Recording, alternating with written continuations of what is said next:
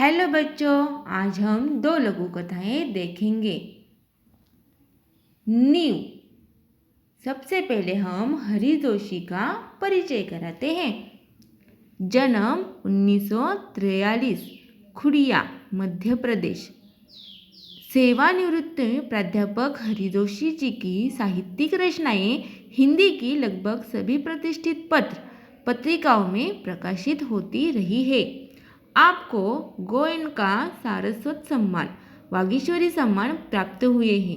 यह उनका है परिचय। इनकी प्रमुख कृतियाँ कौन सी है? तो पंखुरिया, यंत्रयुग, अखाड़ों का देश, भारत का राग, अमेरिका के रंग आदि। इस गद्य संबंधी उन्होंने हमें बताया है। यहाँ दो लघु कथाएं दी गई है।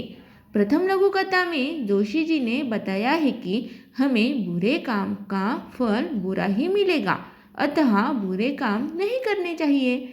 और दूसरी लघु कथा में आपने समझाया है कि कठोरता की अपेक्षा विनम्रता अधिक महत्वपूर्ण है।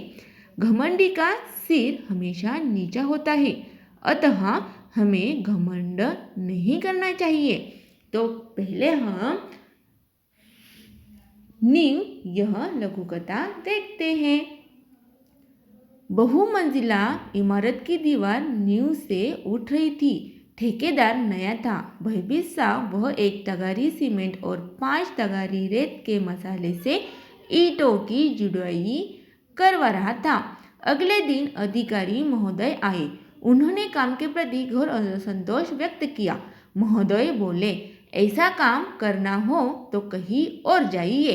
अगले दिन साशंकित नए ठेकेदार ने 1 तगारी सीमेंट और 3 तगारी रेत के मसाले से ईंटों की जुड़ाई की।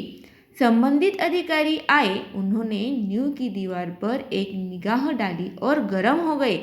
इस बार ठेकेदार को अंतिम चेतावनी दी, यदि कल तक काम में पर्याप्त सुधार नहीं किया गया तो काम बंद करवा दिया जाएगा। जब नए ठेकेदार की समझ में बात नहीं आई तो उसने एक अनुभवी ठेकेदार से इस समस्या पर उसकी सलाह चाही। अनुभवी ठेकेदार ने बताया कि ये महोदय रिश्वत चाहते हैं, इसीलिए काम में कमी बता रहे हैं। नया ठेकेदार ईमानदार था। वह रिश्वत देने को अपराध समझता था। उसने भ्रष्ट अधिकारी को पाठ पढ़ाने का निश्चय कर लिया। अगले दिन अधिकारी महोदय निरीक्षण करने आए। ठेकेदार ने उन्हें रुपयों से भरा लिफाफा पकड़ा दिया।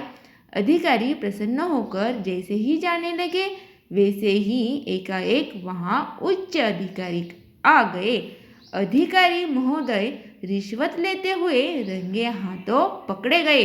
वस्तुतः रात में ही ईमानदार ठेकेदार ने अधिकारी महोदय के खिलाफ उच्च अधिकारी के पास शिकायत कर दी थी।